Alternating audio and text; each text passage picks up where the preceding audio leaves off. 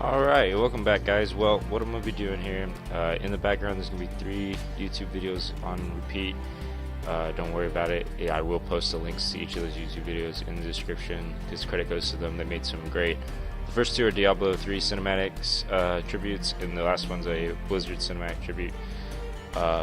There's not a lot of Diablo 3 tributes out yet, so if you are good at that, you could definitely get some awesome views at that. Fortunately, I'm not good at that, so I'm not going to be getting views that way. Excuse me, I had a good drink of water. Alright, so basically this video is just going to be looking at this 103 design preview. And as far as anyone that thinks that I don't know what the fuck I'm talking about, I have done several classes as well as helped out in beta pretty much since 2000. I started doing that pretty much for every game. 2003. Just maybe, yeah, 2003. Just continuing helping out with betas, feedback, game design classes, marketing, all that kind of stuff. I'm big into storylines. I'm big into how balance works, everything else into a game. So I do know what the fuck I'm talking about. I do actually have talked to people who are, been with games and all this other stuff and designed them and helped create them and, patched and all the other stuff and beta test, alpha test, all that stuff. This is the first patch I've ever seen Blizzard do that I'm actually really impressed with. Hang on, let me make sure this video continues on next. It does. Good. It is really impressive. For once, I feel like they've actually responded to the public and said, hey, these are problems, we're going to fix them. And I feel like a lot of this actually does help. First thing they have is this bridging the Inferno item gap. This is a problem in the entire game as far as I don't think loot drops are anywhere near they should be in this game, as far as it requires you to use the auction house, even in the lower levels. If you're, and this is one thing I'm going to do, I'm going to create a series of videos where every time I face a blue mob, every time I face a gold mob, every time I face a boss, I'm just going to record that one section and do guides on how to handle that boss. Just kind of walk as much as I can, kind of in game, describe what I'm doing, why I'm doing it, because I know a lot of people still are stuck on Nightmare in Hell, and that really shouldn't be the case. I mean, it's good, I guess, because it means the game is challenging for the casual people, but at the same time, I had no trouble, so I'm kind of like, wow, I guess it's harder than I thought it was. But I'm going to be doing some guides to help get people with that. Also, but even so, if you're doing Nightmare Inferno, the biggest thing I would tell you is use the auction house. And I know people, there's a lot of people, I don't want to do that. And I understand your reasoning behind it, but at the same time, the game's actually impossible without it. When I moved from normal to Nightmare, I completely went to auction house and bought an entire new set of gear for everything I had, and then completely cleared Nightmare with that gear. Then I did the same thing for Hell, and Inferno was where I couldn't do that anymore because it cost people are putting ridiculous 40 million price tags on shit. I think Blizzard needs to go back to the WoW auction house on that and say, okay, a percentage of whatever you put something on the auction house for, it charges you. Now, I wouldn't say that 15%, that's pretty high, but I would say let's say 5% of whatever you put on the auction house, it charges right back at you. So if I put something that's worth $1 million, 5% of that I immediately lose from my gold supply just to put that item on the auction house. Meaning, I'm going to put it at a price where I know or at least believe it's going to sell, not some fucking 48 mil. That's dumb. That would immediately fix that, I think, but I don't know if they're going to do that. Okay, so bridging the Inferno item gap. Basically what they're saying is now you're going to have higher drop rates for these items that are above level 60 in the new patch. So at Act 4 and Act 3, you get the 24% for level 61 and 9% on even in Hell, Act 3 and 4. So there's a big jump there. Inferno Act 1 is going to have 18%, 19% for Act 2. And then the highest level stuff, in level 63 stuff, Hell, 0% chance. Inferno, you have a 2% in Act 1, 4% in Act 2, and an 8% in Act 3 and 4. I think that's pretty good, considering Nephilim Vow and everything's going to boost that up. I would like to see that number be even higher personally, but I know a lot of people running around with a shit ton of magic find and stuff, so I understand why they put that number low. Mainly for people who are boosting that stat pretty much on everything. That's a pretty low. That number still makes them godlike almost. Let's see what else we got here. I don't like what they did on this Nephilim Vow, the Nephilim difference still. this to me doesn't make sense. They're saying we're lowering guaranteed rare items on bosses. Let's see, when you have full 5 stacks, yeah, let's change on shipping now. Yeah, so basically, if you have full 5 stacks in Infinite Valor, you get 1 rare item, and on Champion and Rare Packs, if you have full 5 stacks, you get 1 guaranteed rare item as well. That's, I like that they up the level content of the items, but why can't we have more items? Why is it that we're still getting limited as far as the number of items we get? More is better in this type of game. In a game that's so gear dependent and loot and gold and everything else, the more you put on us, the better it's going to be. You know, you sit there and limit the amount of loot drops we get, it's going to break the fucking game eventually. And it did not restart. One sec. Sorry about that. Anyway, I mean, that's what they've done with it. That's really, really stupid, in my opinion, on that. The rest of it, you know, everything else I'm okay with so far. But that, where they're like, we're going to make the loot drops better, but then we're going to limit it back down. Like, that's what Diablo 2 did. That's why I had a problem with it. It's like, yeah, it took me forever to find a rare item. But when I did, it was probably going to be pretty good. Well, in this, you get a lot of rare items and they all suck. Well, why can't we have a lot of rare items that are all good? And then it's more about picking out, okay, this is better than what I have and it's good for my class. I want that. The rest I can give to my friends. The rest I can sell on the auction house. And you have lots of stuff to give away, so that there's an excess of items, and that way you can make Inferno truly fucking difficult. Inferno right now is hard, not because of mechanics or the enemies or anything like that, because we don't have the right gear. And without that gear, it's always going to be hard. Why not give us the correct gear and then make Inferno appropriately hard based on the top gear? And then it's a true in-game challenge that keeps on getting better and better and better, because we never can truly overgear it. Instead, I still see Inferno being possible to be overgeared, and that's the problem. And that's why I have a problem with the way they've designed this so far. Legendary items, I like that they're going to boost that up and to make it flat out better than blue items. Why not? Why shouldn't they just be flat out better than rare items, personally? I mean, really, is that so hard? No, it's no stat should be under 100 plus. If it's there, like, just period. There should never happen. Okay, good. Sorry. It just shouldn't happen. Like, if I see a legendary item, it should not have plus 50 strength and plus 50 vitality. That's fucking retarded.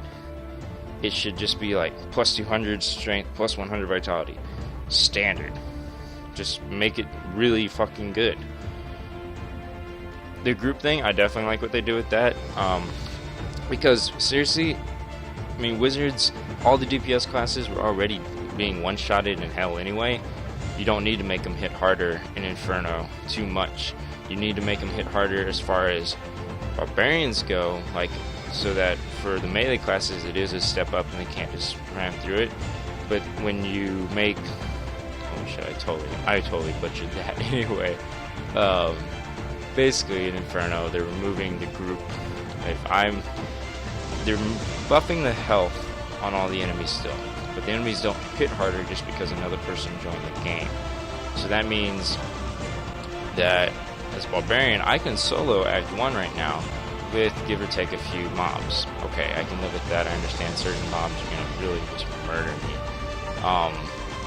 But now, if I'm playing with Grim, his wizard, it's always going to be one shot, whether he's being solo or whether he's got 4 people. It doesn't matter. He's going to get one shotted. But now I don't get one shotted just because he's in the game with me.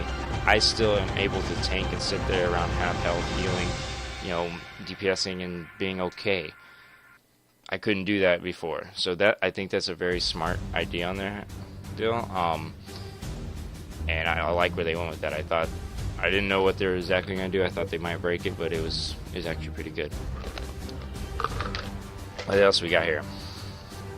They are nerfing Inferno, which, like I said, if you give us more items, and there's not only do you buff the item quality but quantity, you don't have to nerf Inferno. You can make Inferno really fucking hard, and it would be okay. But instead, they're nerfing Inferno, especially Act 2, 3, and 4. They're leaving Act 1 alone, pretty much. Then they're raising the repair cost on all level 60 items. don't know about this. This to me feels like you're playing really towards elitist as far as you're saying, okay, because honestly, I don't have that much gold. I know some people are filthy rich in this game, but I haven't even at any point in my entire time of playing had 1 million gold in my bank. Now I've collected over 1 million, but I've never actually just held 1 million in my bank. So why would you up these repair costs? I understand this is going to punish the people that are sitting over there with like 1750 mil, but I don't understand. But I mean, they're already rich anyway, unless you up the repair cost by a shit ton to punish them specifically and leave all the rest of us broke as shit. It's still not going to punish them. It'd be like, it's like everyone's argument against raising taxes on the rich. Like, well, they're already rich, it doesn't fucking matter. They don't care. I mean, what's 100,000 to them? They're already rich. 100,000, the rest of us don't breaks us. Thanks a lot. Like, that's pretty much what I feel like they did with this. This is really not the best way to deal with this, actually. This seems kind of lazy. I think what they should do... I like the idea that they're trying to keep people from zerging and from chain resing on a boss. I don't like I just don't like the gold factor. I mean, it's like, okay, if you're gonna do that, can we at least have more gold? Like, give us better. I don't know. I'll have to wait and see how this turns out. It could be catastrophic, but it could just be a minor bitchy complaint. I don't know. That's one of those we'll have to wait and see. I mean, at least they're trying something. I like that. Attack speed, I like that they're lowering that because attack speed right now is more effective than any other DPS system in the game. Like, I mean, Grim was trying to replace one of his rings. It gave him no intelligence, or it gave him some health or something like that, like vitality, and then it gave him a 10% increase in attack speed, which for him was actually like 20k extra damage or something. Like, it was ridiculous, like at least 1200 or something. I mean, not 1200, it was at least 10k damage or something that he tried to replace a ring that had no attack speed but had intelligence and some straight up damage. I'm like, wow, why does attack speed do so much for you? And I like that they're reducing it as far as attack speed is useful, but it should be more of an added bonus, not for extra damage, but for extra on-hit effects. Nerds, if you're really trying to get the snares, the slows, the stuns, on-hit life, you know, anything like that, attack speed should be what you want to have. But if you're just trying to deal out damage, attack speed doesn't make a whole lot of sense, as it's supposed to be a side added bonus, not a, holy crap, am I going to go for straight up damage or attack speed? Well, attack speed actually buffs me more than straight up damage. Okay, that's, you know, you see how it's become the main, if not the side, you know, added on. That's why I'm glad they fixed that. Biggest fucking thing I see that I'm making so happy is this freaking gym thing right here. Oh my gosh, follow squares no longer cost 20,000 gold, but 100 gold, only 2 squares, and only 2 tomes. 2 tomes is actually the same, but still, that's so much better. I am incredibly happy that they did this. I felt that gyms were completely flawed, and the blacksmith was completely flawed. I would like to see even more changes as far as this goes. I think the jeweler is fixed in this sense. I like that everything's gone down a lot, and then I don't know about the perfect square remaining unchanged. I'm not sure about that. I wish they would bring that down as well, just because that's so much money that you expect people to have. You already raised the cost on repairs and everything else. That's ridiculous. So I still think they should, you know, the perfect square and above remain unchanged. I think they need to be changed. Lower them down as well, please. But at least they're doing this. This is nice for the, you know, everyone else that's not already got flawless squares and everything that they own.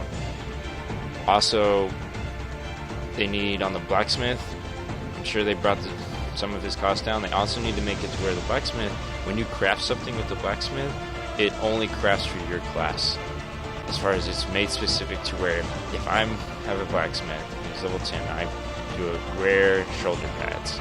Those shoulder pads should just be guaranteed strength and vitality.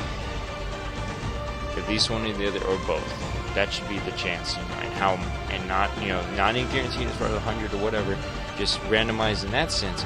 But at least then I know, okay, I've gone through, I found a bunch of loot, I didn't find any shoulder pads that are really good. I'm sitting here with level 40 shoulder pads. I don't want to go to auction house because everything's really expensive. Well, I can go to my blacksmith and know I can craft something specifically for my class and not have to waste, 6 or 8 chances getting fucking intelligence items. At least those 6 or 8 chances now all have something that are good for me. I just have to find which one's best for me. I think that would be really good. I don't know if they'll do that, but I think it would be smart. What else we got here?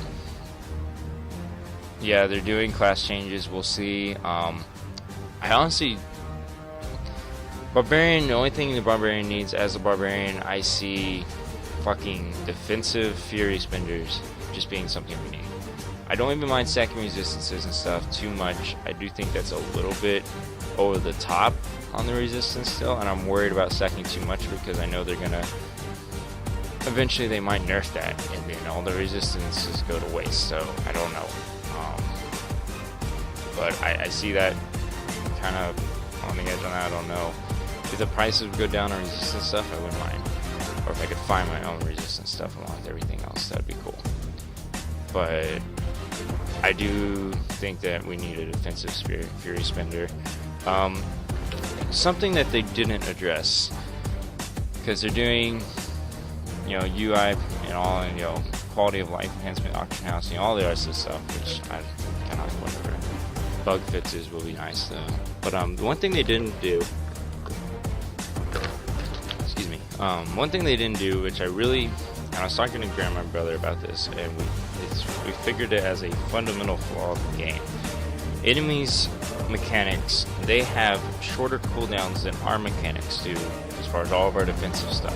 The only exception to that is Revenge on the Barbarian. It's the only mechanic in the game that doesn't have a cooldown at all.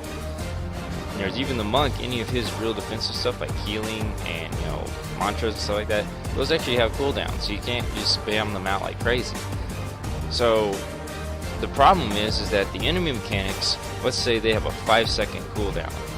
Well, our mechanics have a 15-second cooldown. Therefore, they can spam out their stuff faster than we can defend ourselves, meaning that eventually we're gonna die. There's no way we can hold them off forever, because eventually they're gonna catch us at a point where our stuff's on cooldown and we're dead. The only things that don't do that are the bosses, the actual normal bosses in the game. They don't do that. And I know this because when we played the Skeleton King, Grim didn't die. Or he did die, but it was only the one time they popped his diamond shield when he shouldn't have. And so he got one hit, done.